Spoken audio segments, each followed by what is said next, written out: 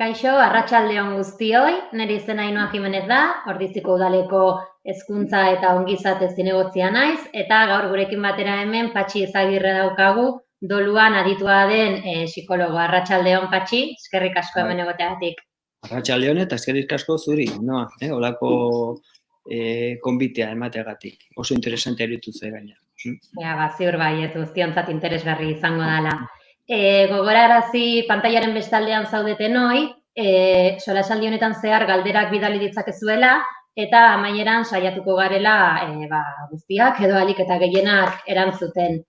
Decía que aunque esta charla será en euskera, si alguien tiene cualquier pregunta que quiere lanzarle a Patxi, puede hacerlo también en castellano y al final intentaremos contestar todas o al menos la mayoría de las preguntas. Beraz, hau esan da, aurrea, hasiko gea. Garai xelebreak bizitzea tokatu zaigu azken 2 hilabete hauetan, etxean sartuta egon gea denbora luzez, eta aldaketa garaia izan da guztiontzat. Aldaketa eta batzuentzat zoritxarrez baita galera garaia. Hau horrela izanik, heldu nahi izan diogu maite dugun norbaiten heriotzak gugan uzten duen hutsuneari eta dolu prozesu horri. Agian, sartu aurretik eragin horiek aztertzea itxialdi garaian garrantzitsua litzateke azaltzea pantailaren bestaldean daudenei dolua bera zer den, Patxi, eta zein fase izan ditzakeen. Bai, pixkat kokatzeko. Hala eta guztiz ere iruditzen zait gaurko hitzalditxo honetan akaso gehiago sentatu beharko ginatekeela birusaren inguruan, ezta? Porque oro har hitz egingo dugu zer dan dolu prozesua, edo pixkat ze fasea dauden, edo ze ibilbidea dan, ezta? Baina kasu honetan iruditzen zait nabardura desberdinak badaudela tartean. Oro har, dolu prozesu bat zer da zenbat denbora behar dugun galera bat, betirako maite dugun galera bat, iristen zaigunean, ezta? Irreversibilidade hori, dakigunean iristen dela. Orduan horre, egia da aldaketa ezberdina daudela, bai korputzean, batzutan min fisikoa sentitzen da, eta iruditzen zaigu hor gaixotasun bat dagoela, Orduan, doluarekin lotuta dauden sintomak korputzan ere agertzen dira, emozionalki zer esanik ez, hor tristura, haserrea, beldurra, konfusioa, batzutan iruditzen zaigu ere erotzen ari gala, porque hor dakagun sentimentu hori oso intensoa da, angustia oso intensoa da, eta nola ez dugun ezagutzen, iruditzen zaigu burua galdu dezakegula, ezta? Intelektualki ere bai, razionalki ere bai, batzutan esaten dugu memoria galtzen ari naiz, despiste pila ditut, desorientatuta nabil, ez naiz konzentratzen, ez dakize gertatzen izaian, ezta? Eta sinesmen aldean ere, sinesmen kognitiboak, batzutan itxaropen falta, bizitzari ez diogu zentzurik aurkitzen, ez gea berdina, jaz da berdina izango dena, hor, diot, aldaketa guzti horiek, lau esparru hauetan, bai korputzean, bai emozioan, bai intelektualki eta sinesmen kognitibotan ematen dira. Orduan, dolu prozesua da, behar dugun denbora, horrekiko digestioa egin ahal izateko. Behar dugun denbora. Eta denbora hori oso pertsonala da. Askotan, maiz galdetzen dute, eta zenbat denbora, eta hau normala da, eta dolu patologikoa, noiz, eta bar, denbora behar da, eta bakoitza, denbora horretan, ibilbide desberdinak egiten ditu. Faseak, betidanik aipatu izan dira, faseak baino, eske batzutan, badirudi faseak aipatzen bali maitu soilik oso matematikoa dela prozesua, ezta? Eta oso estandarizatua, eta... Denak pasatu behar diela, ezta? Eta igual ez. Bai, nota jarriz, eta ondo goaz, eta azkenean teoriak eta aspaldi honetan literaturan agertzen dira teoria ezberdinak, nik erabiltzen dudan modelo integratiboa da, eta esango genuke behar ditugula lan batzuk egin prozesu horretan, ezta? Esango genuke metafora gisa imaginatu latza jaso dugunean, hor odol bilgune bat, sortzen zaigu gure korputzean. Eta odol bilgune hori reabsorbitu ahal izateko, absortzio hori egin ahal izateko, kolore ezberdinetatik pasatzen dela, ezta? Hasieran golpe handia da, eta ez dakigu noraino hezurra puskatuta dagoen, edo organoren bat puskatuta dagoen, edo ez. Hor bereiztu behar dugu, ze aberia dagoen. Eta hain zuzen, orain, birusaren inguruko dolu hauetan, hori iruditzen zaidala oso gai importantea, potentea. Porque lehenengo fasean ematen ari da oso egoera traumatikoa, politraumatikoa esango nuke, aldi berean jende asko hiltzen ari dalako, baina eski aldi berean ez da sortu estres postraumatiko egoera, porque ez da bukatu trauma. Oda, incertidumbre horretan gaude, jakin gabe. Ez da pasada tsunamia eta beste gertatu da. Ez da hemen inguruan dago, eta sortzen aizagun beldurra, ateatzeko, eta orduan, lehenengo fasea esango genuke edo lehenengo inpaktua, odol bilgune horretan hazita dago, gure kolpea hazita dago, eta nintzen zait, gehiegi orain hitz egiten egiala, agurtu behar dugula despedida, eta baina gauza asko daude aurretik behar moduan ulertu gabe. Orduan, nik ezka dut hor, noraiteko egora traumatiko honetan, noraino, jungo gea zauria iztea, esaten duan bezala, puntua jartzea, baina hasieran horri buruz itzin gabe, drenaje hori gabe, traumaren inguruko drenaje hori gabe, hor sortu daitezke hemendik hilabete batzutara dolu komplikatuak edo patologikoak, ezta? Orduan, niretzen zait oso lehenengo fase hortan gaudela pixka galduta. Alde batetik, dolu gehienak traumatikoak dira, hau da, abisatu gabe, oso epe laburrean, apenas informaziori gabe, incertidumbre handiarekin, porque ez dago ere tratamendurik, eta horrekin batera, bigarrengo ezaugarri oso importante bat, bakarrik, distantziamendu sozial honekin, bakarrik, bai gaixo bera eta bai familia bera, ezta? Orduan ez dago hor babesik. Horregatik, niretzen zait, lehendabiziko fase honetan, traumaren fase honetan, inpaktoren fase honetan edo shock fase honetan, babes gutxi dakagu. Galdera ikurra asko daude, eta dolu prozesotan garrantzia handia ematen diogu horri, ezta? Porque zauria dago irekita, oso hipersensibilitate handiarekin, sozialki ere gaude oso vulnerabilitate handiarekin, ezta? Eta orduan, iruditzen zait, horri arreta jarri beharko geniola, ezta? Esango genuke igual momentu hontan xok egoera arrunt baten baino impactanteoa izan daitekela, ezta? Ez daukeulako ez da igual babes sozial hori beste egoera batzutan eduki dezakeguna, nahiko bakarrik sentitu gaitezkelako igual baita egoera horietan, ezta? Familia nukleoa bai, baino ez daukeu beste inorrekin komunikatzeko. Claro, eta baina politrauma sozial honetan, diot, beldurra da nagusi. Eta kontagioari beldurra, eta badustu behar dugu gure nia, eta askotan lehenengo fase honetan, batzutan ere ez digute aukera ematen, esan ez, beira, agurra emango diozue, familia tarteko, hurbilduko zeate, edo ospitalera, eta gero, aukeratzen bali maguzue, adibidez, ondorio gisa, familia guztia kuarentenan geratuko da. Bale?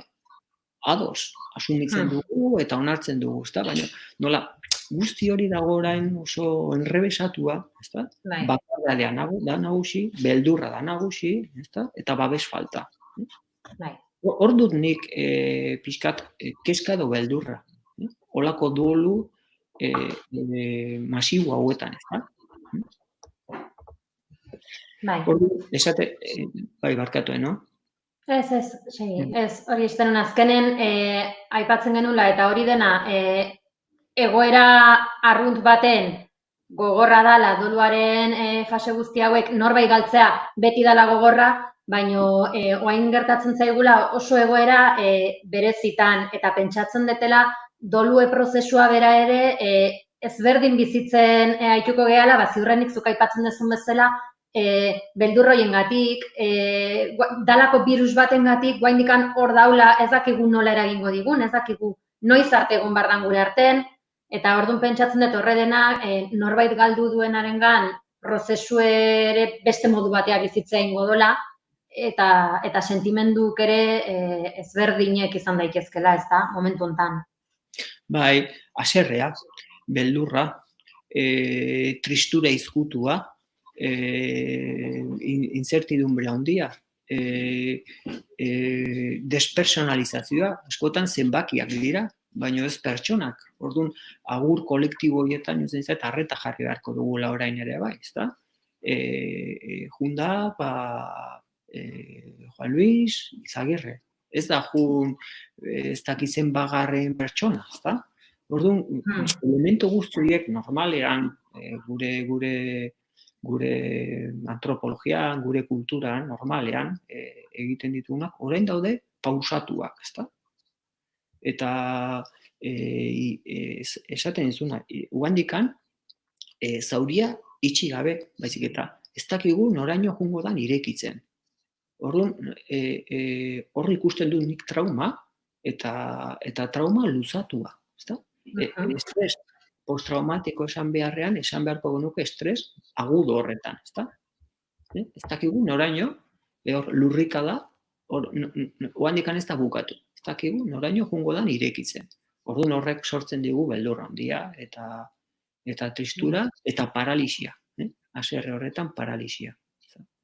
Pentsatzen egon, lehen aipatu dezula, eta egia da, eta igual ez naiz jarri hortan hain beste pentsatzen, zenbaki bilakatzen diela gure maite ditugun pertsona horiek, ezta? Ez zaizunen gertu tokatu eta gaur egun nahi gabe ezakit badaukeu tendentzia hori eta sare sozialak eta telebistan eta informazio masiboko garaiontan eta ez dakit zenbat hildako daude dagoeneko eta zudakizu zure senitartekoa hor tarten daula eta gelditzen da, esaten duzun bezala, talde baten sartuta, ez da, baino beida zuretzako ze garrantzitsua edan, eta ezin izan diozu benetan agurra esan, eta ze gogorra, ez da, egoera hori.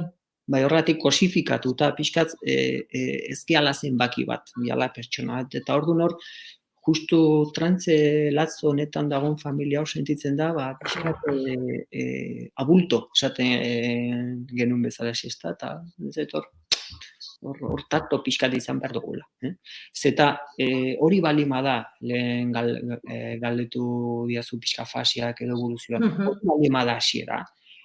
Beharrezkoa da, golpe honetan babesa izatea, ezta? Babes soziala, babes psikologikoa, babes psikologikoa aipatzen dudanean, ondo, teknikoki oso ondo ulertzen dugu dolu prozesuan zertarako dagon obsesioa adibidez, ezta? Behin da berriro gure mobiola, behin da berriro autopsia psikologiko hori eginez, eske jun ginen, eske ez genuen espero dena oso azkarra izan zen, eta errepaso hori egiten dugunean, aurreko egun horretan, eta obsesioa dago babestu nahian gure burua, ulertu nahian, sentitu duguna, baino pentsatu gabe, asimilatu gabe, ezta? Orduan, horre bai, babes fase honetan edo beharrezkoa dan zaintza honetan, distantziamento soziala edo konfinamendua ez du bat ere laguntzen. Bueno, moldatu behar geha, eta gero bukara entzingo dugu, moldatzen geha simbolikoki, moldatzen geha teknologikoki. Gaur egiten nahi gehan bezala ez da, baina, hori gure imaginario erabiliz, baina dakigu hor besarkada hori, begirada gertu hori, benetazko dolumin hori, elkarrekin malko horiek partekatuz, ez da posible, orain, ez da? Horrek, niozen zait, zaildu egiten dola, lehen da biziko kontzientzia hori, ez da? Hori, horrela denean, lehen da biziko fase horietan edo egora horietan, arrisku handia dago norbera egoteko pixkat inkredulidad horretan, ezta? Sinestu gabe. Nire ibilbidean batzutan tokatu zaizkit desagertutako doluak lantzea, eta oso zailak dira. Ez talako agertu gorputza, pixkat imaginarioan hori errealitatea gauzatu gabe, ezta? Kasu honetan hori ez da, gauzatu dalako, baina emozionalki halako zer. Bai, igual askotan ez dakitek, pentsatzen dut zuk zuzenduko diatzuz badaula, baina desagertutako gorpuak ez egiten dezunen edo gure burua babesteko edo sinetsi nahi izatea, naiz eta benetan jakin badakit nire familiko norbait da, hor dago, bea izan da, baina ez deten ez bizi bea agurtzeko prozesu hori, ez naizen ez berekin egon, ez dut ikusi, babestu behar den nire burua sinetxiz, agian ez dala bea, ezta? Eta agian berriro hemen egongo dala, gure burue engainatzeko modu bat, ia konturatu gabe, ezta? Pentsatzen dut inkonstientekin dako zerbait izango dala. Hala da, defentsa mekanismo moduan, ez dala delirio bat, baina defentsa mekanismo moduan,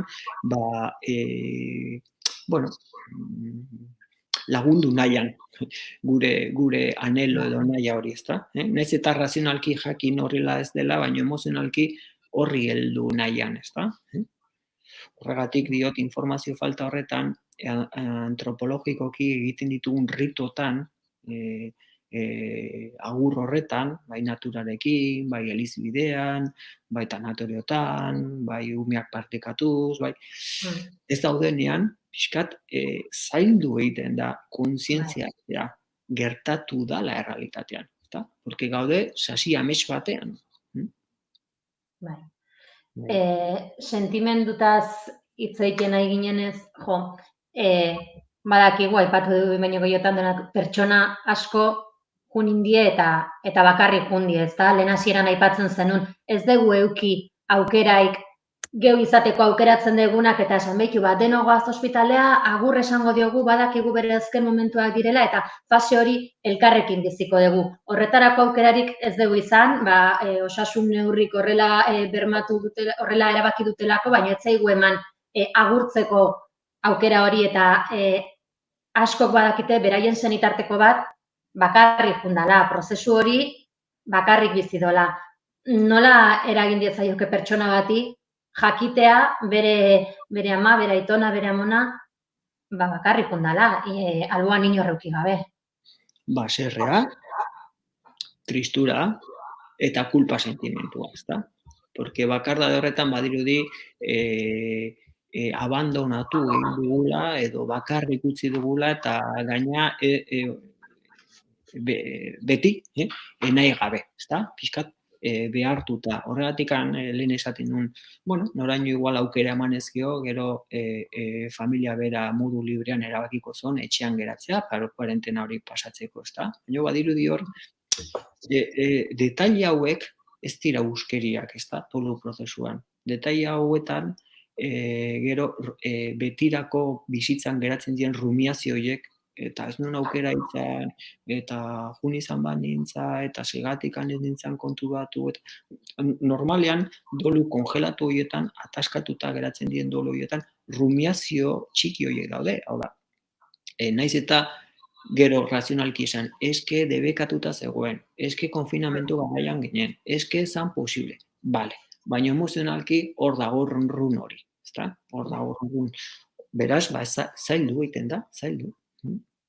Eta pentsatzen dut, pertsona asko hori bizitzen nahi diela eta momentu baten horrek ere psikologikoki arazok ekar ditzakela, ez da, esan duzu dolu hori kongelatuta balin badau prozesu hortan, pertsona horri aurrerantzen ez balin bado ulertzen edo ez balin bado laguntzan bat jasotzen edo ez badau zerbait klikiten diona ulertzeko ez dala zure errua izan, egoera horrela zala, kongelauta gelditze horrek ondoriok eduki ditzakela etorkizun baten, ezta? Bai, hasieran hasi dira pixkat shock edo trauma egoeran, esango nuke hasierako fase horretan hor egiten dira lantxo batzuk, ezta? Kontzientzia hartzeko, lehenengo drenaje traumatiko hori egin ahal izateko, gero pixkanaka joaten dira babes soziala, babes psikologikoa nola aiteko rutina batzuk berreskuratuz, eta hor, bigarrengo fase honetan esango nuke, lortzen dugula konektatuta egotea, argazkiak, ez dakit zer musika, bere arropak, eta pixkat deskonektatuta ere bai, edo babestuta. Beira, batea, geratu naiz bueltatxo bat emateko, kontzentratu egin naiz, ez dakit, bizkotxo bat egiten, eta ez zaite etortzen boro bidura, ezta? Orduan, hor, modelo dual de afrontamientoan helduela, da, konektatzeko mekanismoak eta babesteko, eta posible dugu. Hori trauma fuerte danean ez da posible, porque behin da berriro etortzen zaigu pentsamentu intrusibo hori, ezta? Edo irudi traumatiko hori. Orduan, horren arira, eta denboren poderioz, orduan sartzen gea pixkat hirugarrengo fasera esango nuke utxunea, eta betirako da. Eta bakardade honetan lantzen dugu berarekin genuen erlazioa. Eta erlazio horretan, importantea da despegira, ze aukera izan honez, eta kulpa, eta aurretik bizitutakoa, eta pixkat hor pendiente egon daitezken gauza. Ezta? Hirugarrengo fase horretan. Fase hau, sakona eta luzea da, baina egin gabe balin badaude atzeko drenaje horiek, traumaren inguruko drenaje horiek, behin da berriro infektatu egiten dira kulpa sentimentuarekin. Tapoi moduko bat, ezta? Sortu daiteke. Orduan, esker honez, gogoratu izateko esango nuke dolu prozesua noiz bukatu. Mina betirako da, gertatzen dela beti mina ez dela berdina, ezta? Askoz ere jasagarriago dela, absorbitu egiten dugula pixkat bere memorian esker honez gogoratuz, hasierako angustia hori ez dagoela inbeste, eta gero beste melankolia, anhelo edo bestelako maitasunetik gogoratzen dugula, ezta? Baina horregatik handiot, presaka eta korrika orain, jun nahian bagabiltza pixkat agurra eta esker honez, baina aurreko guztia behar moduan desinfektatu gabe, ez da ondo izten. Berriro gero ireki beharko da, ezta? Orduan, niri...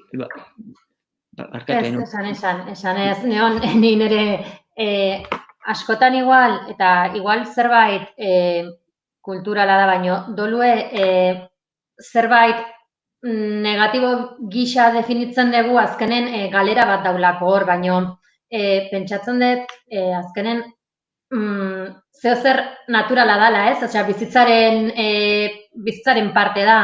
Orduan, askotan igual gure ikasketa, gure heziketak iten digu modu batea bizitzea, igual beste gizarte batzutan ez dutela dolua modu berdinen interpretatzen, zakit ulertzen diazun.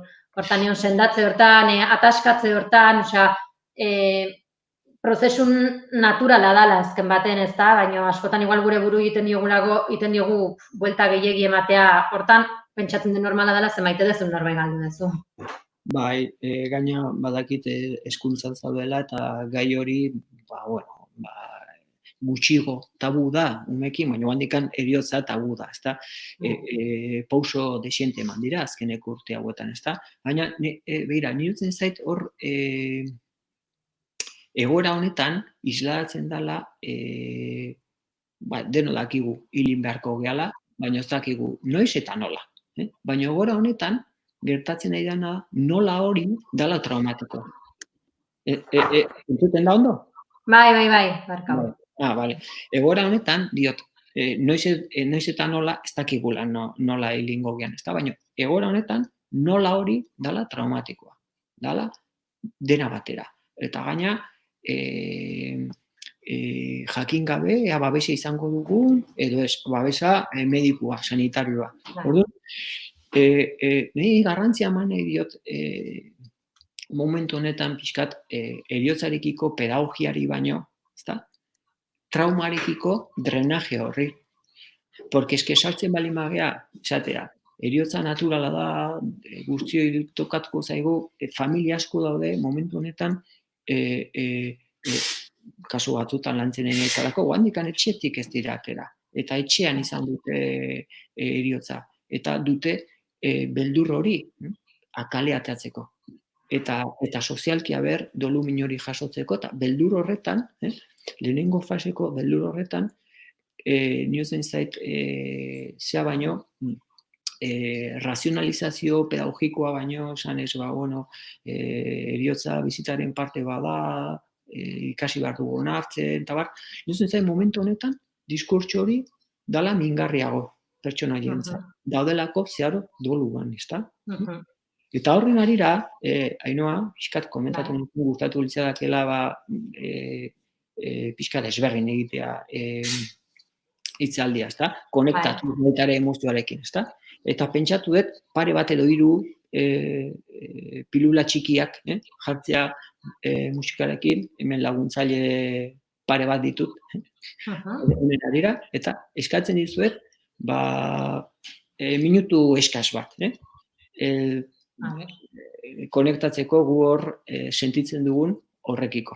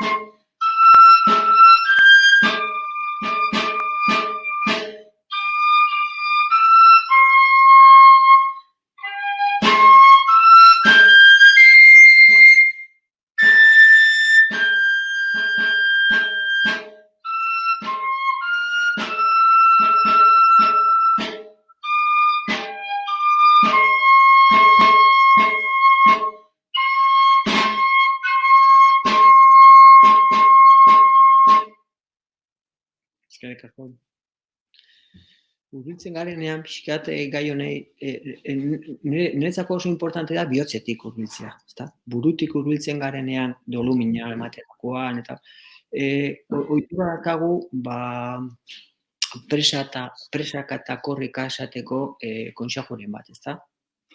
Itxi nahian bestearen samina, ezta? Zaila egiten zaigolako guri bestearen samina entzutea edo kobertura ematea horri, ezta? Eta horregatik, iruditzen zait askotan musika edo abestiak edo gure herri honetan hor bildu, batu egiten gaitula, ezta?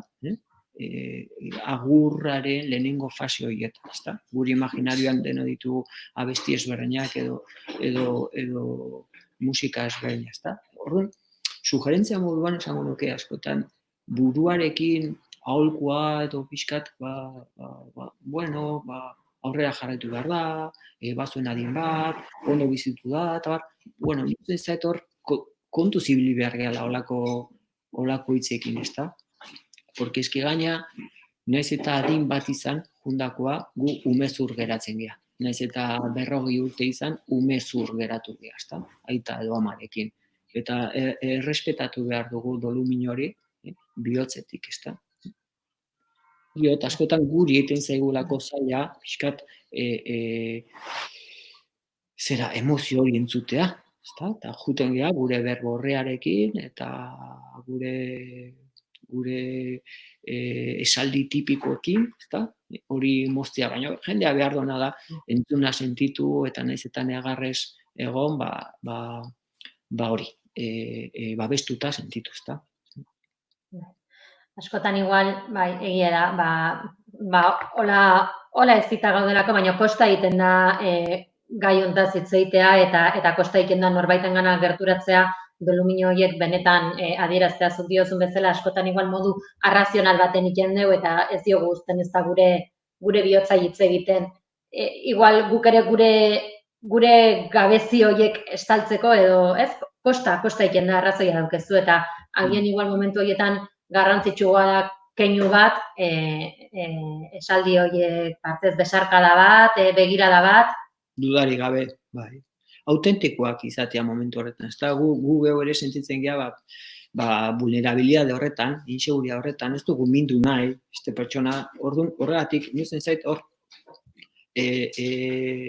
sinceridadea gu geu izatea, momentu horretan, asko zeri importanteagoa dela. Horrekin asmatzen dugu beti.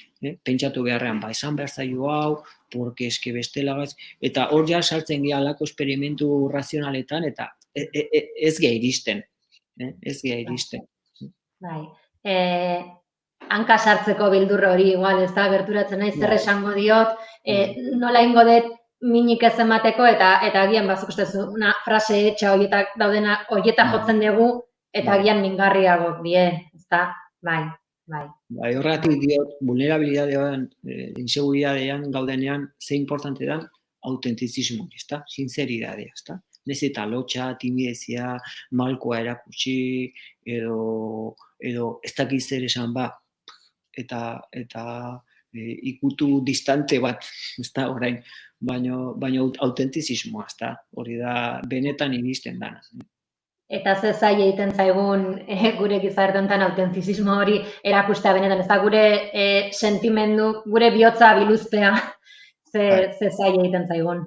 Batez ere eriotzaren aurrean, porque hor bestean saminan edo bestean eriotzan islatzen da gu eriotzarekiko ditugun beldur guztiak, ditugun zailtasun guztiak, gure etxeko lanak egin gabe guztiak, ez da. Horregatik ni maiz esaten dut doluaren inguruko mina ez da la kontagiosoa, hurbildu egin gaitezkela, ez da, baina, bueno, guk ere hor gaude, pixkat, akorazatuak esango genuke, ez da.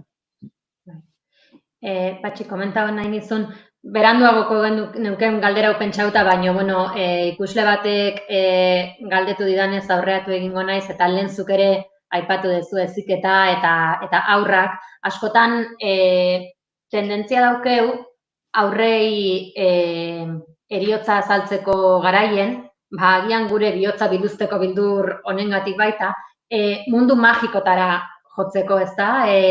Haur bati azaltzeko ez dula berriz ikusiko, bere amona, bere aitona, bere aita, tendentzia daukagu erabiltzeko zerua, izarrak, komeni da aurrei eriotza modu horretan azaltzea, edo nola azaldu beharko genioke haur bati eriotza zer dan eta zer suposatuko du beregan? Bai, bueno, kontutan hartu beharko genuke baita ere kognitiboki ze adinean dago. Ze adinean dagoen pertsona. Iruditzen zait hor, irreversibilitate kontzeptua garatuta dutenean, maiz aipatzen dut kontzeptu hau, da, gutxi gora bera, beraiek ja dakitenean zein da nolentzero, eta pentsamentu magiko hortatikan atera dienean, eta ja, esango duke, hor ja, kognitiboki pentsamentu zehatzean sartuta daude. Orduan, prestatuago daude, ulertu izateko, ez dala bueltatuko gure maitia. Horreaino, oraindik ez danean iristen, eta hori esango genuke, gertatzen dela gutxora bera 5, 6, 7 urte inguruan, depende ze kasuak, baina gure kognitiboki gure psikobiologiaren garapenarekin lotuta dago. Horren atzetik, oraindik pentsamentu magiko, simboliko hortan daudenean, nirutzen zait, naiz eta hor beraiek irreversibilitate kontzeptua ez ulertu, betirako dala, errealitatea ere erakutsi behar diagula. Nirutzen zait umekin, ondo dago metafora, gurea dain itxaropena ere mantentzea, ekologikoa, religiosoa, kosmologikoa, edo dena delakoa, guretzako erresago dalako, horrela esplikatzea ere bai, beraiek, ezta? Baina errealitatea partekatu garriago ere bai. Eta errealitatea da, hilin da, eta ez dugu berriro ikusiko, junda etirako. Saiestu gabe, esan ez, eske lo geratu da, eske bakarrik da, edo hankamoz geratu.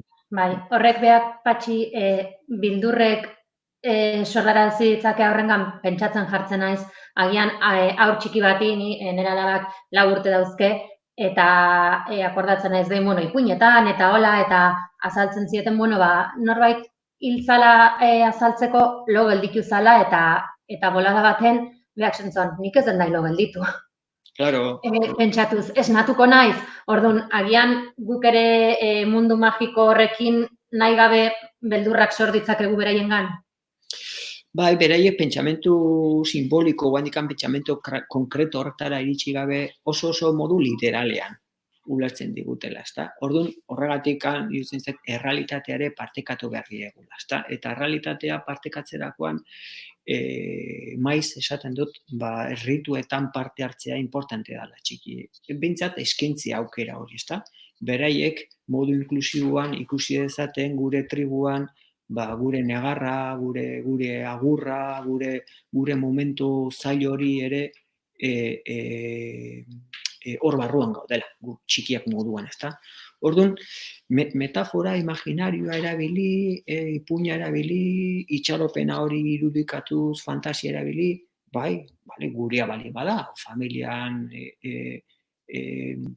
eredu hori bali badugu, noski, baina errealitatea ere bai, biak, ezta?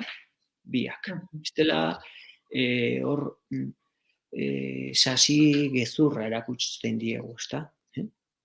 Eta batzutan ere itxaropena erabili gabe beraiek geratzen dio baita ere hor jasan ezinik, ezta? Egoera bat oso latza, oso bortitza, guri gertatzen zaigun bezala, ezta? Hortan zenba galdera erantzunik gabe geratzen zaizkigun hor, ezta? Ze ote dago, zer ez, baina ja berriro ez dut ikusiko, eta hor irreversibilitate horretan gu geratzen gea baita ere hor matxuratuta geratzen gea, ezta? Orduan, umekiko dakagun tendentzia da gehiago erabiltzea izarra eta natura eta zerua eta goxo, eta falta zaigu partekatzea baita ere, hilinda eta ez dugu berriro ikusiko, ezta? Niretzen zait, errealitatea erakutsi behar diogula baita ere umei, ezta? Bai, verbalizatu beharko genuke, ezta? Beraiekin, goxotasunetik eta munduko pazientzi guztikin eta beraien galderei erantzunez, askotan oso zaila da aurren galderei erantzutea, baina beraiekin eseri eta benetan beraiengan konfiantza izan eta hori, bai, nik ere hori ikusten dute verbalizatu in behar degula, hilinda, ez dute ulertzen agian hilinda zer dan, baina ez da berriro etorriko. Bestela itxaropen hori daukate. Hori da, irreversibilitate puntu hori, ezta? Eta naiz eta guk ere hor negarrez egon, naiz eta pixkatu erori, bereekin gaudenean hori partekatzerakoan, bereik ikusi ezaten autentikoa dela, gu sentitzen duguna, eta hor espresatzen duguna. Eta aldi berean, berei erakustea, kapazia dakagula hortikan altxatzeko. Hor ematen diegu itxaropena. Normala da, erortzea, negarra egitea, baina guraso badakite horri buelta ematen. Orduan hor dago itxaropena. Sentitzen dugun horri uztea, eta gero konfiantza izatea, beraiek badakitela hortikan altxatzea. Orduan, askotan, eredu horretan hori da importanteago, erabiltzen dugun hitza baino, ezta? Metafora baino. Beraiek hor jartzen dute itxaropena, hau da. Mina sentitzea, tristura sentitzea ez dago gaizki, eta badakigu altxatzen, gero, ezta? Zer ikutsi gure ikasi, askotan aipatzen dugun, ezta? Gure eredua. Esan dezuna garrantzitsu iruditzen zaiz, gurasok askotan tendentzia daukeu aurrak babestu nahi horretan, beraien aurrean negarrez egiteko, lako egoeratan, edo estaltzeko benetan sentitzen nahi geana, eta garrantzitsua da ikustea benetan badaudela sentimendu horiek, eta sentimendu horiek ez diela txarrak, baina elkarrekin bizitzen ditugula, eta elkarrei babesa emanez, aurrea ikendala, baina badagola leku sentimendu horientzako ere adierazi daitezkela eta adierazi behar diela. Eta askotan, agian badaukeu ezkuturako tendentzi hori, nire alabak ez dezala ikusi tristenagola, ez dezala sufritu, ezta? Sufrimendue ebitatu nahien, baina realitatea da bizitzan badagoela sentimendu hori, tristura badagoela. Bai, eta nerabekin adibidez baita ere, adin batetik aurrera, batzutan hor eskatzen gea, eske ez du hitz egiten aitonataz, eske hori normala, bueno, noraino galdeketa batean sartu behar gea. Igual, akaso gurea partekatu behar dugu beraiekin modu librean, ezta? Eta gurea partekatzerakoan, akaso beraiek ere berea partekatuko digut, ezta? Bestela gaude hor, atera nahian, aber negarraitzen duen, aber astu iten da, baina hori ez da forma komunikazio bat sortzeko. Komunikazio sortzerakoan ematen, hau da, gurea erakusten, akaso jaso dezakegu. Beraien erakusten digut, ezta? Eta, bai, esparru horretan, eraben esparru horretan, duten zait,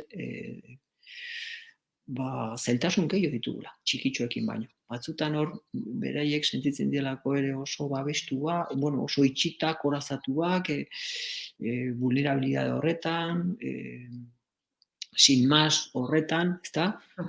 Kuartora sartze prozesu horretan, baina sensibilidade handiarekin ere bai, eta askotan haserrea, tristurarekin baino, orduan, gure zailtasuna, helduen zailtasuna, hori manejatu alizateko.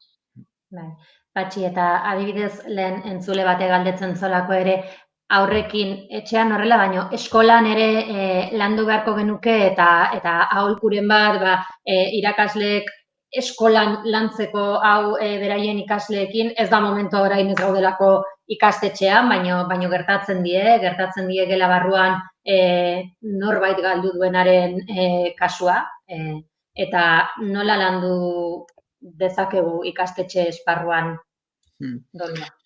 Bai, a ber, urteak daramazkigu, ezta, eta badakizu hor zuen lanean ere bai, ezta, kontutan hartzen duzuela heriotza diot. Niozen zaite heriotza hartu dezakegu kontutan modu didaktikoan, pedagogikoki, bizitzaren parte bada, jungo gea hurbiltzen, pixkanaka horren arira sortuz, referentzi batzuk, integrazio lana, eta gero beste aldetik interbentzio lana. Hau da, gertatu danean, heriotza, horren inguruan bideak sortuz hori espresatu alizateko, ezta? Hala eta guztiz ere gustatuko litzaidake esatea, a ber, eskola mailan eta ikastola mailan eta pixkat hezitzaileok duzuela esparru pedagogikoa. Eta batzutan gehiek eskatzen zaie, eskole edo ikastolei batzutan, hor ez da lan terapeutikoa egin behar, ezta? Niozen zait hor, eskaini behar da aukera bat, modu normalizatuz, ezta? Espresioa, tristura, eta lehenengo, esango nuke, lehenengo fase horretan, hau da, hilin da, eta triste dago, hilin zaiolako aitatxo da matxo, batuz, ezta? Eta ritual sozial hori, eskolan, egitea, lagungarria ingo zaio txikitsuari. Porque bera daki, besteak dakitela, eta jasotzen du babes kolektibo hori, ezta? Baina horreaino. Porque batzutan gehiago sartu ezkioia sartzen gea beste arlo terapeutikotan, eta kaso, txikitsua behar du bere anonimatuare bai hor, ezta? Hasieran behar du bere babesa, baina gerorantz ere, behar du bere anonimatua. Orduan, nuzentzat eskolan gauza desiente egin daitezkela modu didaktikoan, eta interbentzio lanean egin behar dela babesa, ekspresio hori, drenaje emozional hori, eta gero kontrola, supervisioa, ezta? Familiarekin kontaktua mantenduz, ikastola etxetara, ondo ikusten dugu, ze musor, ondo dijo, kontaktu moduko bat mantentzia, ezta? Eta gero behar izan eskio bestelako interbentzio lan bat eskatu edo proposatu, ezta? Bai, orduan, niutzen zait, zorionez, hori pixkanaka, azkeneko urte hauetan, gero eta gehiago egiten nahi dela, ezta? Pixkanaka, gero eta gehiago ikusten ditugu txikitsuak,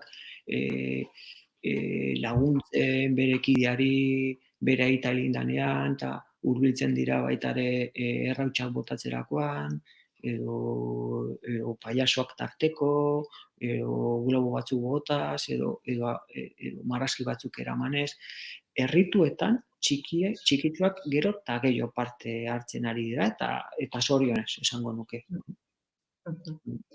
Hemen ikusten nahi naiz beste galdera bat bidali digutena. Konfinamendu garaian, bere buruaz beste egin duen pertsonak egon diela aipatzen digu eta nola landu hori familiarekin. Begira, eskerrik asko gai hori ateratzeagatik. Benetan esati dizut, azken urte hauetan, gero eta gehiago sartzen nahi naiz pixkat ikertzen gai hau, eta masterreko ikasleekin ere gai hau ateratzen diet, eta pixkat bolo dakat. Eta, begira, dato kuriosoa aipatuko dizut. Justu gaur irakurtzen periodikoan, pandemia honetan, mundu mailan, 300.000 pertsona hil diela. Eta dato latza da, eta horrela gaude herrialde guztietan, ezta? Iaz, 19an, OMSek ateratako datotan, mundu mailan baita ere, munduko osasun erakundeak, OMSek, mundu mailan suizidatu ziren 800.000 pertsona. 800.000. Eta dato ez ezaguna da, eta askotan horri ez diogu erreparatzen, eta badirudi osasun mentala ez dugula kontutan hartzen, gaixotasun mentala eritsi arte, ezta? Eta niretzen zait pandemia honetan, gertatzen nahi da ondoriotako bat dela gure osasun mentala bermatzen nahi dela, pixkat kaltetzen nahi dela. Hor sortzen nahi dira gure beldurra, gure ezintasunak, eta galderari erantzunez, noski, kasu behar digula baita ere, suizidioari eta esplikatuz etxekoi, naiz eta heldu, naiz eta gaztek izan, ezta? Porque askotan informazioa kanpotikan iristen baldin bada, da asko zera okerrago. Eta zoritxarrez,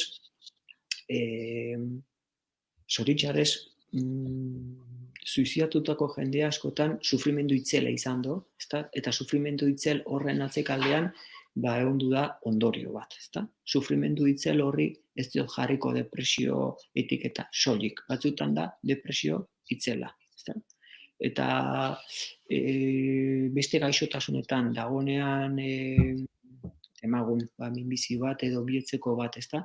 Dagonean sufrimendu itzela edo intentsitate handiarekin, hor sintomatologia bat heriotzan bukatzen da. Batzutan sufrimendu itzela dagonean psikologikoki hilgarria izan daiteke. Orduan, horren arira niretzen zait importante dela aipatzea ze gertatu ban, sufrimendu itzela gertatu bala, eta zer ikasi dezakegun hor. Garrantzitsua dela norbaiti kontatzea, sentitzen nahi geana, eta laguntza eskatzea. Ez gaudela bakarrik, onduan, beti dakagula norbait kontatu ahal izateko. Hori izan beharko litzateke, neurri batean, gure lan psikopedagogikoa. Bat egiten dugu, gertatu den traumarekin, zabaltzen dugu errealitatea, eta gero babesa ematen dugu postbentzio horretan, ezta? Ja ez bakarrik prebentzioa, baizik eta postbentzio horretan. Orduan postbentzio horretan ikasi ezagun, ez gaudela bakarrik, eta badagola norbait beste aldean kobertura eman nahian. Ez dakizu zenbat jende ditzen duen, itxaropenezko telefonora. Ez dakizu zenbat jendea ja indikadore batzuk deika ari da, informazio ematen ari da. Eta guen beharko guinateke pixkator entzun nahian, horrekiko. Pentsatzen dut, lehen aipatzen zenun, dolu prozesutan kulpabilitatea eta asarre hori agian desberdin bizi daitekela horrelako kasu baten, pentsatu nahi dut eta ezakit, zuk zuzenduko diazu, baina ez degula berdin sentituko pertsona bat gaixotasun bategatik edo istripu batean joan denean edo bere buruaz beste indonean zenbat galdera gelditzen zaizkigun beste aldean gelditu gean, askotan galdetzen da, eta ez tegu inoiz erantzunik eukiko, zergatik, ze pasatu zaio burutik. Baina, ados eta berriro esan dizut, eskerrik asko gai hori ateratzeagatik. Baina, eske begira, juten danean pertsona minbiziarekin, ez dakigu nola hartu zuen minbizia. Eta juten danean minbiziarekin ez gira sartzen eta begira, ez dakizi momentoko izan zituen azkeneko gunean eta odola eta gai konkreto horietan ez dugu erreparatzen. Iruditzen zaigolako oso mingarria dela eta balekoak diela, ezta? Gratuituak diela. Baina aldiz, suizidotan badirudi modu morbosoan, bergala, pixkat, aber nola eta zer, eta gaina gero sozialki egiten dugu epaitu, estigmatizatu, rumorologia horretan, herri mailan, gaude pixkator seinalatuz, ezta? Etxuna, horrek bai egiten dola kalte handia, ezta? Hor kaltetuta geratzen da familia, porque eske berez sortzen da erantzun gabeko galdera bat, autopsia psikologiko hori egin nahian, dabilena familia, eta sentitzen da, zuk esaten zuen bezala, kulpable, izan gabe, kulpable. Baina kanpoko begirada horiek ere galdera ikurrarekin, ezta? Eta zer? Eta gaizki zegoen? Eta zer gertatu da bat? Eta hori bihotzekoa eman dakundanean ez dugu esaten, ez dugu galdetzen. Bestelako edukazio batu, babestu nahian pertsona. Orduan hor, alfabetizazio emozionala beharrezkoa dugu. Duzin zain nahiko analfabeto gehala guen dikan, piskat hori ikasterakoan, baneratzerakoan. Orduan, bai, aurreatu beharko gineateke familia barruan, hori horrela izan dela hitz egitera. Bai txikiekin, bai helduekin, bai gure ondoko familia guztiarekin. Okerrena da gezurra esatea. Tabu moduko bat sortzea, hor generazio desberdinetan, belaunaldi desberdinetan geratzen dana. Istripu bat izan zon, erori egin zan, ez dakiz zer, informazio faltan espekulazio handia dago. Eta bai txikitxoak eta bai helduak guk somatzen dugu. Ez du hortaz hitz egin nahi. Txanda pasa egiten ari da, ezta? Bai, horren kostatzen zaigu eta agian kasu hauetan, igual presio soziala batik, zuk aipatzen zenun bezala, baino gehiago olako gauzataz hitz egitea eta behintzat garrantzitsua da, zaie baita pentsatzen dut, baino familin verbalizatzea eta nola sentitzen gehan eta elkarrekin elkar zaintzea, ezta? Lehen aipatu duan bezala, dolu prozesuan hasierako trauma, shock fase horretan, drenaje egokia egin alizateko gunea sortzen bali badugu, arrisku gutxigo gero infekziorako. Egin zaigin baino, hori da errealitatea. Bai. Beste pertsona bate galdetzen zidan, beste gai bat interesgarri baita ere, egoera hontan, errealitate horretatik, dolu prozesuetatik ies egiteko kontsumoan sartzen diren pertsonen kasua, ezta? Alkohola, droga, pixkat estali nahi izateko edo superatu nahi izateko dolu prozesu hori. Bai, maiz gertatzen da baita ere trauma fase horretan hasierako min kongelatu hori disoziatuta geratzen danean, fragmentatuta geratzen danean, hau da, koagulo moduko bat geratu danean ezin asimilatuz, ezta? Maiz sortzen dira adikzioak, ezta? Adikzioak zer dira, una huida hacia adelante, ezta? Aurrera, sentitu nahian, baino deskonektatuz.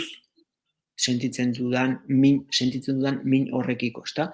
Konfliktoarekiko, minarekiko iesa, ezta? Iesian gabiltza. Orduan, hor adikzioak maiz ikusten ditugu dolu prozesotan, hau da, traumako elementuak garatu gabe daudenean, ezta? Orduan, esaten duguna da intolerancia a la frustración y búsqueda de placer inmediato, ezta? Orduan, mugimendu horretan dago defentsa mekanismoa, baino azpian dago oso samina intensua da handia, ezta? Orduan, normalean olako kasuetan takto handiarekin joan behar gea, pixkat ulertuz, kobertura emanez, eta denbora hartu behar dugu iritsi arte muinara, ezta? Min hortara. Bestela, berehala juten zaigu pertsona edo ez du konektatzen, ezta? Hor oso importantea erlazio terapeutikoa, ezta? Gu profesionalak sortzen dugun pixkanaka gure kirofano txiki horretan sortzen dugun seguridadea zenbat elementuak ikutu arte, ezta? Hortan, erlazio terapeutikoa da erramienta importantena gero teknika ezberdinak erabili ahal izateko, ezta? Bai. Ados nauz zurekin eta hor zalantza bat sortzen zait. Claro, erlazio terapeutiko hortara iritsi aurretik zer lanketa mota edo ze apoio mota eman dezake familik hortara iristeko. Hau da, esan nahi dut, agian puntu horretan dagoen pertsona bat ez dago prest edo agian behar do eta kontziente da, baino ez du onartzen laguntza terapeutiko hori eta nahi ez duenari ematea oso zaila izan ohi da. Orduan, nola landu aurrez familian maite duzun pertsona horrekin laguntza horren beharra? Bueno, printzipioz esan dut oso zaila dela. Ez dela erresa, batzutan gu buruan duguna gustatuko litzaigukeena sortzea eta gero errealitatean dagoena ez dator bat, ezta? Gure idealizazio horretan ez gehala omnipotenteak, ezta? Eta familia gisa batzutan beste arlotan bezalaxe, ezta? Beste arlotan ni behintzat ez naiz jarriko hieltxero lana egiten, porque ez naiz kapaz, eta kotxeko... Orduan, familia bera sentitzen da askotan frakasatua baitare, barruan dago ezin ikusi pixkat perspektibarekin gertatzen nahi dana sistema barruan, ezta? Eta orduan beraik sentitzen dira ezinean eta errudun. Baina aldi berean, erantzuna eman nahian, niozen zait, ze importante dan ez desautorizatzea gertatzen zaiona pertsonari. Eta desautorizazio hortan iruditzen zait zaila egiten zaiola familiari erreta dagolako, gezur asko daudelako, ezintasun asko eman dielako, alkoholismoarekin, adibidez baita ere, ez gaitezen jun bakarrik gaurko drogetara, ezta? Betiko droga, alkoholismoa, ukazio horretan, ezta? Orduan, zaila egiten zaigu ez desautorizatzea dakan diskurtsoa pertsona. Porque gaude erreta. Eta sistema moduan behar dugu kanpoko laguntza. Porque sistema guztia, familia sistema guztia dago laguntza beharrean. Ez bakarrik adikzioan dagoen pertsona, ezta? Eta barruan, familia askotan hortaz ez da konturatzen. Daudela ja burnout, daudela desgaste horretan, eta behar dutela kanpoko begirada bat, ezta? Bai, eta esaten da, gogorrin behar zaio, edo dena utzi behar zaio, ez da gauza bat eta ez da bestia bat. Baizik eta da, hor, epaitu gabeko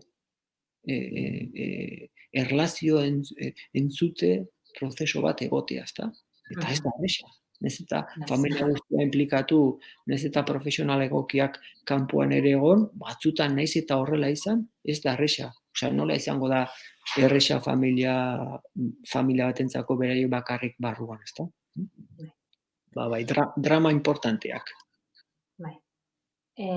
Itzuliko naiz pixkat egoera honta, itxialdi momentu honta eta solasaldian zehar hitz egin dugu denbora guztian ze dolu gelditzen zaigun guri, ze sentimendu gelditzen zaigun guri norbait galdu degunean. Baina pentsatzen dut badijoala dakien pertsonak ere, baldin badaki, bere dolu propioa biziko duela. Badago moduren bat, badago min hori arintzeko moduren bat, hau modu erresago batean bizitzeko, kontziente zeanean bazoa zela eta zure dolu prozesu hori bizitzen ari zeanen zuzeu. Niri utzen zait, importante dela aukera ematea, pertsona horri bere eriotzataz hitz egiteko. Porque eske, askotan ze bakarrik sentitzen dira. Gu kanpotik lagundu nahian, sasi gezurrak, beste gaietaz hitz eginez, nolaiteko paripe moduko bat eginez, egora honetan, batzutan sedazio paliatibotan edo egora komatosoan daude, orduan, ez da, akaso ez dago hor erlazio baterako aukera, ezta? Baina oro har diot, normalean hiltzeari joan pertsona sentitzen da bakarrik, porque kanpoan ez du ikusten kobertura hortaz hitz egin ahal izateko. Dago gehiago isiltasunaren konspirazioa, ezta? Eta nik zait momentu honetan, igual aukera dakagunean beldur horietaz hitz egiteko. Ojala gero, uzitik ateratzea eta denak ospatuko dugu, zorionduko dugu, ezta? Baina gora honetan baldin badago beldurra eta protagonista bera beharra sentitzen baldin badago bere heriotzataz hitz egiteko, eman kobertura mesedez. Edo gu sentitzen baldin badugu beldurra bera jun egin daitekela baita ere, konpartitu ezagun beldur hori berarekin, ezta? Kaso eginez, ezta? Beldur hori, heriotzarekiko beldur hori, dutzen zait protagonista horri ematen diogula aukera polita. Aukera polita. Eta niutzen zait ez da posible familiarrak egitea, orain pixkanak aia bai, ezta? Baina aurreko egun hauetan barizainak, medikuak, auxiliarra, handagon pertsona sentitzea humanizazioaren esku hori, ezta? Ni aurrekoan esaten zian pertsona bat bakarrik, sentitzen da bakarrik bizi da eta zuen biopsiaren froga, zaila eta oso mingarria da beldurtuta zijoen, ezta? Eta berak esaten zian, erizainari galetu ziola, ¿me puedes dar la mano, por favor? Eta kendu zuela, eskularrua, eta eman ziola eskua, eta esan zian, babesa sentitu non. Orduan gizakiok aukera hori dakagu. Eta hiltzeari joan pertsona hortan, ez badago familia gertu, badago familia humanoa gertu. Ezta? Bai. Zai egiten zaigu gala ere, ezta, hortaz hitz egitea eta horri leku ematea, baina bai, garrantzitsua. Bai, eta baina hori eginezkio, jungo dan pertsona horri ematen diogu aukera guri usteko keinuren bat. Rifartxoren bat, las agur bat, keinuren bat, ezta? Aukera ematen diogu bera agurtu ahal izateko. Guri agurtu ahal izateko. Ez bakarrik gu berari agurtu, baizik eta berak guri agurtu. Eta ez dakit zela lasaitasuna uzten digun horrek. Eta horrek lagunduko dolu prozesuan pentsatzen dut ondoren, ez da, galdetzen dit, hemen pertsona bate galdetzen dizu zuri, kulpa sentimendu hori dolu prozesuan denboran zehar mantentzen danean, ze ondorio ekar ditzaken? Bai, netzako kulpa sentimentua oso importantea da, dolu gehienetan landu behar dugun kontzeptua da, ezta? Maiz betidanik aipatzen dudan esaldia gaizki sentitzea, ondo sentitzeagatik, ezta? Diot, badirudi ez diogula aukera ematen gure buruari aurrera jarraitzeko. Zigortuz gure burua. Leialtasun izkutu hori mantenduz sufrimenduaren bitartez, ezta? Jundan pertsonarekiko. Hor dago kako ondiena, ezta? Transformazio honetan, doloren transformazio horretan, badirudi zorretan geratzen gehala, juntan pertsonarekiko, eta demostratu nahian maite dugula, sufrimenduan itxatxita geratzen geha, ezta? Orduan, kulpa sentimentua lan egin ahal izateko, lan importantea, potentea da, lehenbizi, detektatu behar ditugu, ze kulpa sentimentuak ditugu, zergatikan, izan daitezke egin genuelako edo ez geniolako esan, detektatu, adibidez lista moduko bat eginez, ezta? Baita ere, pixka ze alternatibak sortzen zaizkigu, zer egingo nuke, zer ez nuen egin, zer esango nioke, ezta? Eta pixkat horren arira, hasten da gure lana, gure barruko onarpenak, barkamenak, esan ez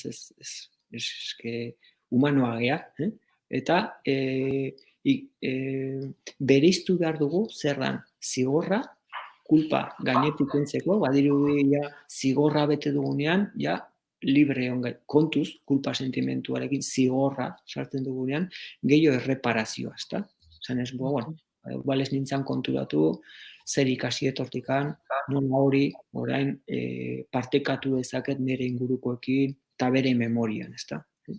Kulpa sentimentua importante da, eta dolu gehienetan lantzen dugun elemento garrantzitsu bat da. Bai. Okerrena, zigorrarekin lantzen dugunean. Fideltasun, leialtasun, izkutu horiek nagusitzen dienean. Bai, hori gelditu zaize, bai, egia da askotan, bueno, entzun diot pertsona bati baino gehiago, ezta, gaizki sentitzea, ondo sentitzeagatik, ez? Eta hori dago pixkat lotuta horrekin, zuk esan dezun hori, eta zigor horrekin, ezta? Norbait galdu dut, benetan maite nuen norbait galdu dut, eta bueno, momentu honetan badirudi, ez dela tristura hori sentitzen, eta horrek kulpabilizatu egiten nau, eta zure burua zigortzen duzu, eta horrek ze ruleta mota bilakatu daiteken, ezta? Eta nola atera hortik. Luto morala. Luto morala da luto soziala. Orduan, besteen begiradak, gure aurrera jarraitze horretan, besteen begiradak edo gure begirada, ezta? Orduan hor, pendiente geratuko zaizkigu, zenbat familietan, pendiente geratuko zaizkigu, kulpabiliaren elemento desiente, agurra, egon dudalako, zailtasunarekin, orain diot, ezta? Gaixotasunaren, alarmaren igora honetan. Horregatik anasina esaten zuen, traumarekin nagola pixka kezkatuta, porque horren arira sortu daitezke gero kulpabilidadearen indikadoreak, ezta? Arriskuko indikadorea iruditzen zait. Trauma gero kulpabilidadean infektatu daitekelako, ezta? Orduan, claro, berarekiko erlazio hori landu behar da. Zer erlazioa mota zenun, zer oroitzapenak, guzti hori kontutan hartu behar da orain, presaka eta korrika aio espres moduko bat egin baino lehen, ezta? Eta kulpa sentimentua txikitxoak ere badute. Eskotan, espresatu gabeko kulpa horiek, hor barnean, segun eta kognitiboki zea dian daude, eske, ni aitonari ez nion bisita egin, azkenekoan, eta hor geratzen da hori pendiente. Igual ez dut espresatu. Bai, ez txikien gaina, segun eta ze adinetan daude oraindik egozentrismo garai hortan bizi diela, eta daneako beraiek sentitzen dute, ez da, juninda, eta nire errue da junindala. Eta askotan hori sentitzen dute, eta ez dakiten nola espresatu hori, eta ez zaie hori lantzea. Bai, pentsatu gabeko sentimentu hori. Hau da, prozesatu gabeko sentimentu hori. Aukera eman behar dugu hori espresatu izateko, ezta? Bai. Un monstruo viene a verme, adibidez, pelikula ze polita, ezta? Baionarena, un monstruo viene a verme. Zuhaitza eta pixkator bere sekretotxoa parrikatzerakoan. Bai, aurrekin bai beste. Eta barkatu baino kulparekin bukatzeko, aipatuko nuke kulpa jarri ezakegula kanparruan, ez nintzen jun, ez nion esan, tabar, eta izan daiteke atasko moduko bat, korapilo moduko bat dolo prozesutan, edo jarri ezakegu kulpa kanpoan. Eta garbi ikusten dugu zenbat prozesuetan hor ataskoa daudela justiziaren bila, eta bortxaketa bat, eta negligentzia bat, eta ez dakiz zer, eta zenbat denbora pasatzen dugu hor, haserre, kulpalizatuz, justizia, baino ezin konektatu. Ezin onartu betirako utxune hori, ezta? Orduan, bada baitare, beste atasko moduko bat, kulpa jarri zakegu barruan, kulpa jarri zakegu kanpoan, ezta? Eta askotan, kulpa horren bitartez jarraitzen dugu lotuta jundan pertsona horrekiko. Mantentzen dugu binkulo mingarria, baina mantentzen dugu binkulo. Ez dago desprendimendu hori. Kontzeptua importantea edutzen zait. Trauma aipatzen zenun eta kulpa, eta ze momentutan pentsatzen dezuzuk garrantzitsua izango litzekela laguntza eskatzea. Hau da, ni konturatzen nahi naiz, ez nire hau gertatzen nahi zait, nabaritzen dut, zuk aipatu dituzun zenbait gauza, ez da kulpa nire buruari butatzen nahi, edo hemen ataskatuta nago, ze indikatzaile ikusi ditzake norbaitek esateko. Ostras, agian behar dut laguntza terapeutiko hori. Begira, eta, modu bromista baten erantzun dizut, ezta? Zuk imaginatu orain, COVID-aren egoera honetan gaudela, noiz galdetu dezakegu, COVID-a dudan edo ez. Eta, asko zerarreztasun gehiago dakago, begira, sukarra dut, buruko mina dut, edo zein gripearekin ere bai, ezta? Askotan, beldur gutxiko dakago, sintomatologia fisikoa dagoenean testiatzeko, oskultazio bat egiteko, psikologikoki baino. Eta aldiz, psikologikoki badirudi eskatzen bali badu laguntza, dala biguina gehala edo igual ez da ingrabea, beldurra dugu, ezta? Eta gero eta gehiago entzuten egia orain, primeros auxilios psikologikos, iritsi dira, laguntza psikologiko jasotzea, lehenengo tirita horiek jartzea, ezta? Eta gerorantz, tiritarekin geratzen dala soilik, ezta? Niutzen zait, hemendikan aurrera, behintzat gai honekiko sortuko diela ansiade egoerak, depresio egoerak, kulpa kongelatuak, eta, osakidetzatik hasiko dala pixkatori behar moduan deribatzen eta ez gehiegi medikatzen, ezta? Niutzen zait hor kontutan hartu beharko dala lehenengo test profesional horiek ere bai, ez bakarrik gaixotasun fisikoarekin egin. Sintomatologiko dien asunto psikologiko hauekin ere bai.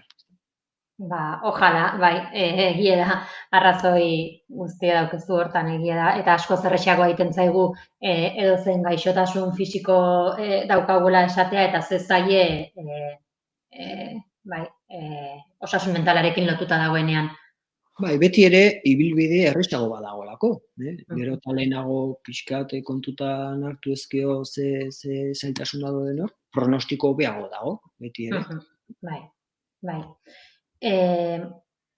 Jarraituz, itxialdi egoera honekin, gure gizartean dolu prozesuan edo heriotza bat dagoenean badirudi erritual modu, gizarte bakoitzak bere modura saltzen do, eta hemen badauzkagu beilatokiak edo ondorengo mezak edo gaur egun gehi ematen nahi dien omenaldi horiek, eta badirudi prozesuaren parte diela, ezta? Eta agian laguntzen diola norbanakoari, ez izten, zezuk esaten duzun fase horietan, gero luzea da, prozesu luzea da, baina badirudi ituraz, kulturaz, hoie denak pasatu behar ditugula aurrez, eta momentu honetan ez daukagu aukera hori, ezta? Ez daukagu beilatokirik non pertsona bat gerturatuko zaigun eta besarkada hori emango digun, ikusiko dugun, babes hori ematea datorren jendea, hori guztirako aukera ez daukagu orain. Ze beste aukera edo ze gomendio ikusten dituzuzuk momentu honetan hori ordezkatzeko, edo ordezkatu daiteke? Saietu behar gea. Askotan hor gure ardura da eraikitzea ezagutzen ez ditugun formatuak erantzuna emateko egoera berri bati, ezta? Baina zuekin partekatu nahi dut, nolaiteko, ibilbide zehaz bat, izango genuke dolu prozesuaren ibilbide zehaz bat, familian egin ahal izateko, eta eskaini nahi dizuet, pixkat, olako ereduren bat, ez goitik bera horrela egiteko eta hori aplikatu ezkio, ja dolu prozesua egina dakagu familian, eta jazta ez, baizik eta, egun hauetan, zurekin hitz egin da gero, pixkat burutatako ideiaren bilduma, ezta? Proposatzen dut familian egitea, ez bakarka egitea. Eta proposatzen dut familia nuklear horretan egitea. Demagun familian giala bikote eta amona, geratu dana baita hor, eta bi seme-alaba. Demagun, nolako familia tipo bat, beste familia mota hon daitezke, demagun, hau erabakitzen duan ni. Proposatzen dudana orain, egiteko, egingo nuke dena batera. Naiz eta txikiak izan. Baina parte hartu dezaten, bererara, naiz eta entzuten egon, ezer idatzi gabe egon, baina parte hartu dezaten. Orduan, familia modu landuko dugu, zergatik familian jasoten dugulako sistemaren babesa ere, aldi berean. Endezakegu makro, sozialki, tanatorio eta herria, eta ez da posible, ingo dugu mikron, familia barruan. Lengusuak ez daude, osabaizebak, baino gu gaude.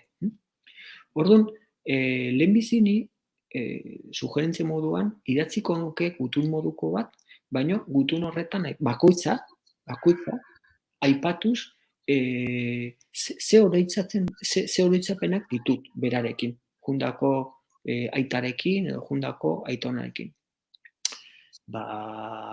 Berak erakutsi zian bizikletan ibiltzen, demagun txikitxoa, idazten dola bere gutunan, eta gogoan dut, berarekin azken bola honetan baratzara juten nintzala, eta bakoitza bere gutuntxua, edo bere gauzatxoak idatzita ukitzea, eta lan hori bakoitza egin dezala, eta gero denon artean bildu, egun batean, eta bakoitza berea irakurri, besteen aurrean.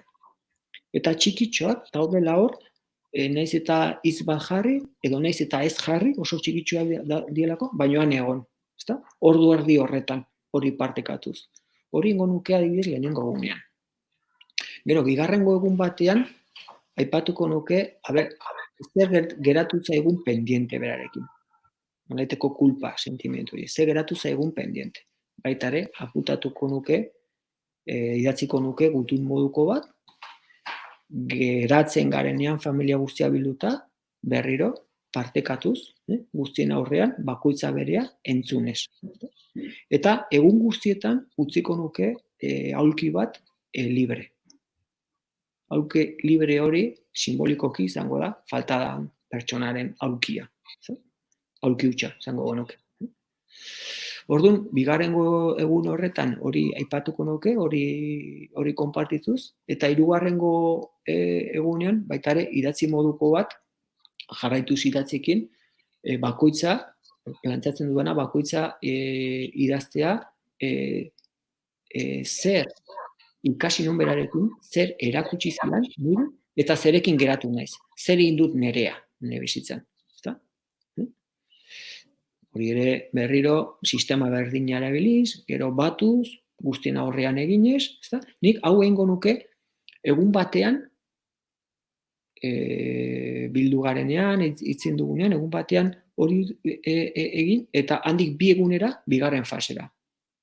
Eta handik gero bi egunera, hirugarrengo idatzia. Eta laugarrengo idatzia, proposatzen dudan laugarrengo idatzia, izango litzateke eskerrik asko, eskerrak emanez, eskerrak ematen dizkizut honengatik, eta mila esker honengatik. Aio, sensazio horretan, gehituko nuke, posible bada, marrazkitxo bat, beti txikitxoei keinu bat eginez, ezta? Bakoitza marrazkitxo bat. Orduan, azkeneko egun horretan, irakurri eta gero, gauz guztiak utziko nituzke aulki horretan, guztien artean erabakiko genuke adibidez, kaja batean sartu, motxila batean sartu, berea zen poltxo batean sartu, eta bere omenez, baskaritxo moduko bat egitea, topa moduko bat egitea. Han geratuko da, gure etxean, motxila hori, eta nolaiteko lehenengo hurbilketa soziala barruan egiten dugu gure maitiarekiko, ezta? Nuzen zait hori, dala ordezkatzen dugun zeozer, oraingo egoera honetan, ordezkatzen dugun zeozer zehatza, ezta? Lehenengo desinfekzio txiki hori egin ahal izateko, ezta? Baina batera. Garrantzitsua iruditzen zait, hau batera, sistema barruan, ezta? Eta batzuk igual zailtasun gehiago izango dute irakurtzeko. baino han egongo dira besteen emozioak ikusiz, ezta? Eta konturatuko zeate, eginezkio, probatuzkio konturatuko zeate, bat egiten dugula emozio horretan. Errespetu diogulako jundan pertsona hori, ezta? Batzutan lotxa, zailtasuna, zerra, baino han egonda bat egiten dugu sistema moduan, ezta? Bai, iruditzen zait kriston interesgarri eta oso politia aipatu duzun hau, ez bakarrik egoera hontan, iruditzen zait oso omenaldi eta oso gauza politia dela familiniteko edozein dolu egoeratan, ezta? Batasun hori eta momentu hori topatzeko. Eta omenaldi horretan bat egiterakoan, bera batea daudenean, gaudenean, bere poltsarekin eta bar, horregatik lehen esan dut musika eta bestia importante dela, hor proposatzen dizuet oaintxe, baita ere, bigarrengo pilula, ezta? Entzutea, gure musikaren, gure tertuliatxo honetan. Partekatuz, momentu hori, ezta? Lan nahi dugu, nolaiteko maitasuna adirazi diogu, eta barrura begira, pertsonarekin, maite dugun pertsona horrekin, gogoratzeko aukera ematen dizuet. Minutuko gauza izango da. Gauza itxi begiak eta sentitu.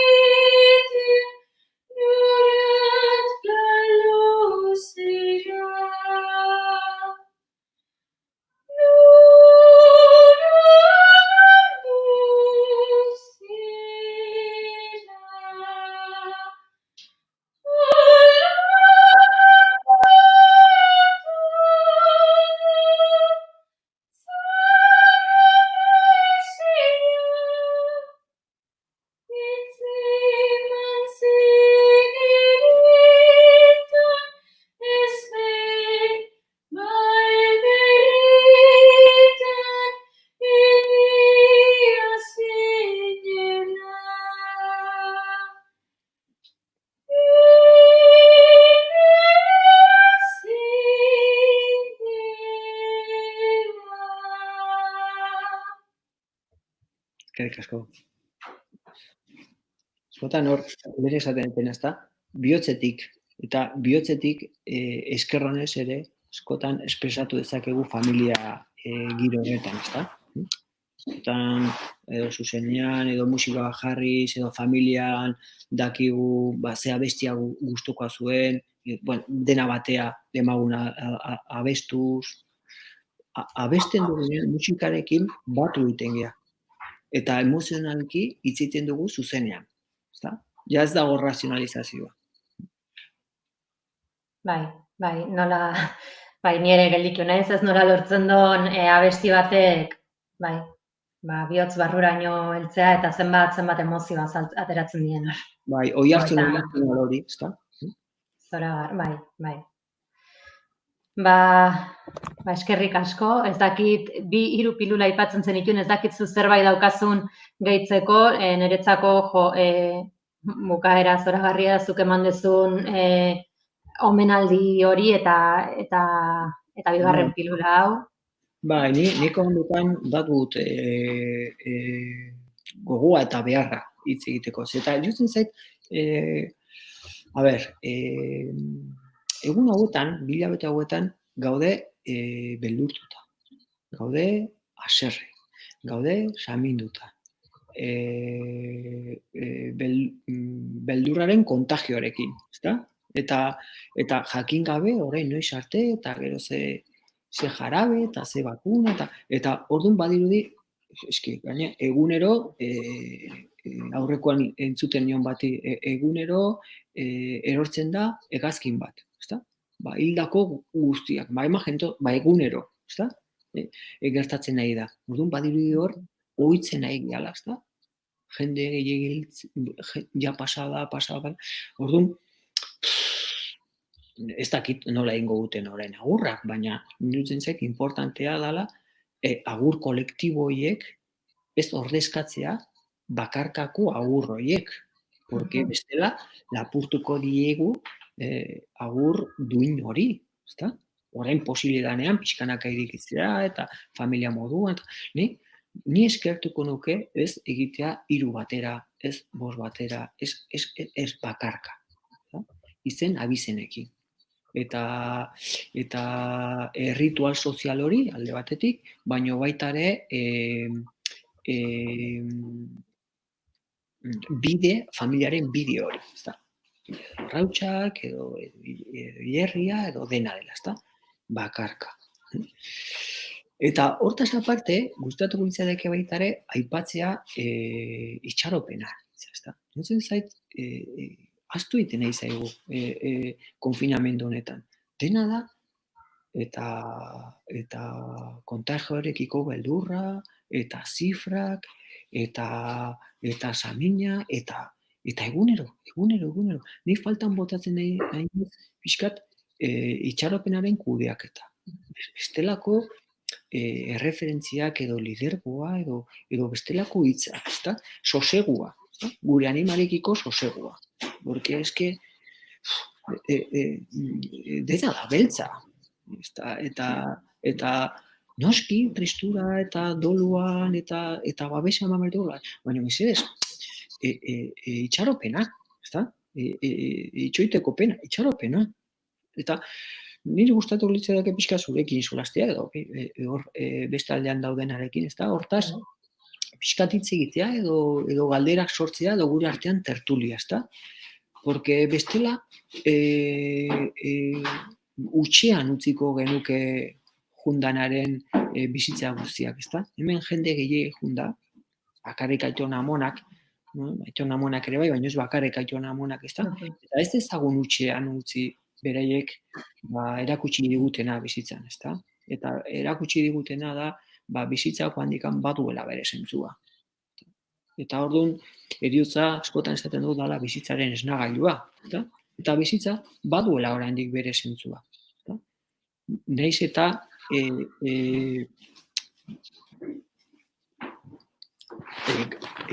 kargadorea.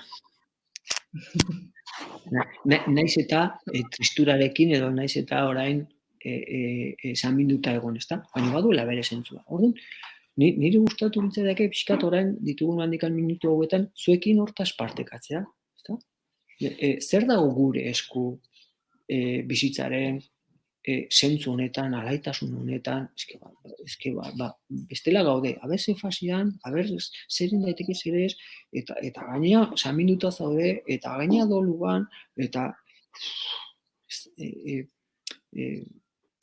heriotza gehiegi gertatu dira, baino zentzu bat eman behar diegu. Beraiekin bizitutakoa gu bizitu alizateko maite ditugu guztiekin, eskerronez, bera gogoratuz eta bar, baina ni hori faltan botatzen dut. Ez dakizu hori nola bizitzen egiten nahi nua. Itxaropena kontzeptu. Gogora ekarri dit, ez dakit ezagutuko duzun idazle bat, Albert Espinosa izenekoa beak minbizia asko hitz egiten do heriotzaren ingurun, ez da, bueno, beak beak aipatzen da askotan, toda pérdida trae consigo una ganancia. Eta joni zan esaldi bat asko kostatzen zitzaitena ulertzea norbait galdonun momentu baten, ez da? Adibidez, Aitona ni bere liburuk irakurtzen ditun eta bere esaldik eta iruditzen zitzaiten zoragarri eta zenbat gauza jasotzen dituzu eta bai azpimarratzen ditun, baino benetanik adibidez Aitona galdu nunen esaten nun, ez dut inundik inoa ikusten, donde está esa ganancia, ezta, beak aipatzen zona, eta agian, aurrea zoazen einen, zudi ez bezala, eta astentzea gogoratzen berekin pasa dituzun momentu guztik, eta gogoratzen duzu, nola parrik entzon zenbait momentutan, eta nola bere isiltasunen hainbeste gauza esaten zituen, eta zezu, adibide, agian hori irabazi dut, ezta, hortaz konstiente izatea, eta sentimendu hori, eta oroitzapen hori. Bai, agian badago zerbait irabazten dezuna, eta momentu baten oso zaila dana ohartzen, baina horrea zoazen hortan, beste zentzu bat ematen diozuna. Bai, ni behintzat urte hauetan ikasi detena, dolu prozesua, denbora bat behar da, bakoitza bere egin beharrakoak ditu, fase ezberdinetan, eta zer erlazio mota zuen jundako pertsona horrekin, ispilu bat buskatu da, ja ez naiz berdin sentitzen inorrekin, eta prozesu guzti horretan, transformazio garaian, nik kontuatzen ez, jendearen batzutan bizitzan importantea zana, aldatzen dela, pixkat bestelako kode batean, ezta?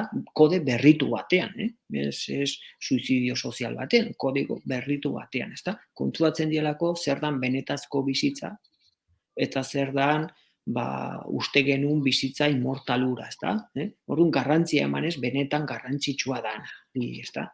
Orduan, kontuatzen naiz, itxaropena sortzen dela beraiengan, eta sentitzen diela, igual, gertuago, beste pertsonarekiko, ez hain egoera egotikoan, ez hainbeste lantzen personajea bizitzan, gehiago pertsona izanez, ezta? Ez hainbeste kezkatzen eskaparatearekin, gehiago trastienda ere erakusten, humanizatuz, eta beharrezkoa dutela bere maiteari buruz hitz egitea. Eta oso gustora hartzen dutela norberaren horitzapena. Ni ezagutu nun zure eta ordu, eta hola, eta guretzako dala opari moduko bat, ezta? Orduan, itxaropena aipatzen dudanean da berpiste soziala, ezta? Gure ez ezagun bi aldiz hil pertsona, berataz berpiste soziala, ezta? Eta hori maiz ikusten da txikitxoengan, ezta? Begira, 5 urte nituela galdu non ama, ezta?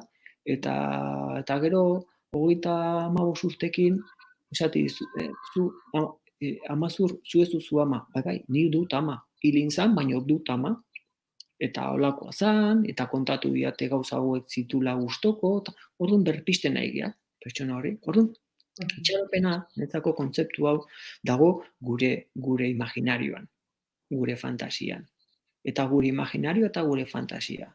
Erabili dezakegu modu katastrofistan, modu beltz edo beldurgarrian, edo erabili dezakegu modu maitagarrian, modu itxaropentsuan. Eskerronez gogonatuz pertsona, eta bere irrifarrean aurkituz, badakit hori hasieran ez dela posible, baina ez da egokia, bestelako gauzak landu behar dira lehenbizi, ez gaitezen guaismo batean ere hori, ezta? Baina hortara bideratzen baldin badugu gure lana, komunitate bera, tribu bera aberastuko da. Eta ikusten ditugu batzuta pertsonak lehenengo urte horretan galdu dutala bat, nago munduarekin haserre, baina akaso handik denbora batea ezagutzen dute, duela 10 urte galdutako alaba beste familia bat, eta jaso dute posible da honekin bizitzea.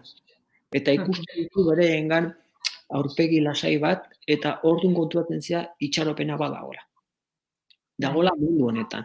Oda, posible dela horrekin jakitea bizitzen, eta gaina nolaiteko sosego batekin. Eta hori iruditzen zait, horrengo egoera honetan falta dela pixkat. Falta dalako testigantza. Hor, mina eta datuak, eta ustakit. Bai, zaie ez daukegulako gertutasun sozial hori ezta eta konpartitzeko eta bildur ematen do, ze egoeratan gauden, ze egoeratan galdu ditugun, lehen hasieran aipatzen genuen bezala zenbaki bilakatu diela komunikabidetan, ezta? Eta horrek nola despersonalizatzen doan, zuk maite dezun norbait, maite dezulako, eta hildie fisikoki, baino betirako bizirik egon behar die berekin pasatako momentuak, berekin egondako momentu guztiak eta sentitu dezuna eta hori dena hor dago eta ziur aski denbora aurrea dijonen gai izango gea hori beste modu batea digeritzeko eta garrantzitsua iruditu zait baita esan dezunen ez ditugula egin behar makroagurrak, ezta? Bakoitzari bere espazio hori eskaini behar zaiola, ze bestela gu geu haituko ginateke berriz ere beraiek zenbaki bilakatzen.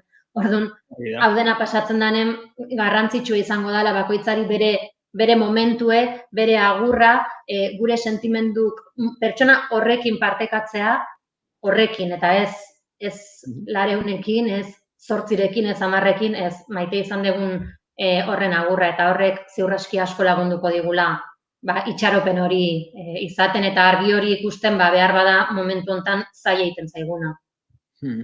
Bai, eta itxaropena ezin da kanpotikan txertatu modu ortopedikoan, baina bai sortu dezakegula gune, pentsamendu, literatura, filmeak, txikikin ipuinak, gure hausnarketak partekatuz, eta hortikan hori ikusiz, behatuz, imitatu dezakegu edo barneratu dezakegu ereduren bat, ezta? Horregatik esaten duen, egun hauetan beharrezkoak diela olako testigantzak edo olako elikagai psikologikoak, ezta?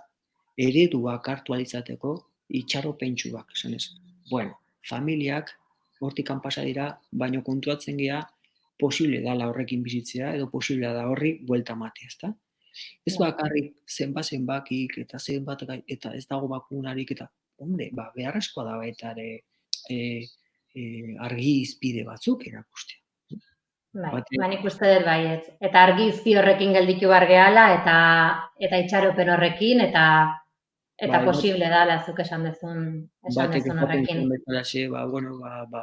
Minduta, ere anaia galduta espaldian, eta inigo, baina gogoratuz, gero, eskerronez, beste maitasunarekin, eta posible dela baita ere hor. Barruan dagoen samina handia, gero, transformatzea, nahiz eta mina sentitu hori, transformatzea beste era maitagarri batean, ezta? Eta dira txamponaren bi aldeak. Mina, baina maitasun handia ere bai, ezta? Bai. Ordu gustatuko dake itxaropena aipatzen dudanean pilula, musikaren pilula ere erabiltzea, hori erakutsi alizateko, ezta? Orduan berriro, eskatuko nizueke, minutuko bateko entzunalditxo bat, sentituz, eta buruan izanez itxaropenaren hitz hau, ezta? Gure maitearekiko itxaropenaren hitz hau.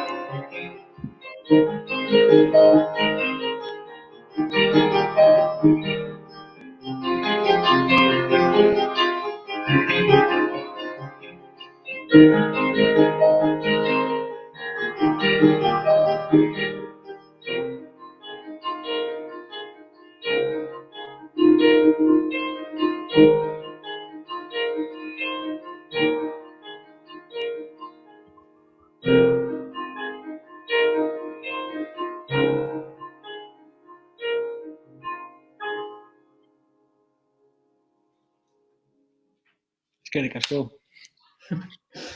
Bueno, hor... Bai.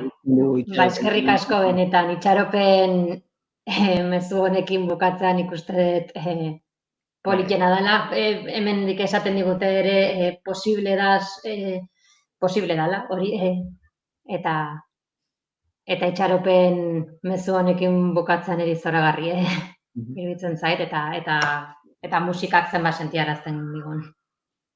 Bai, eta horregatik, kulpari gabe aurrera jarraitu dezakegu bizitzen, esker gogoratuz, fundien horiek. Bueno, eskerrik asko emateagatik konbite hau. Bai, zuri patxi, mila esker. Eta berror lagungarria intzaion norbaiti, eta herri mailan iruditzen zait, importante dela baita ere, zaintzea ere bihotza, ezta? Ez bakarri maskariak eta ondo. Bai, mila esker, guk ere espero deu bestaldean egon genentzako lagungarri izango zala, eta benetan, eskerrik asko. Bueno, ondo bizi. Bai, besarka da, patxi ondo izan. Agur. Agur.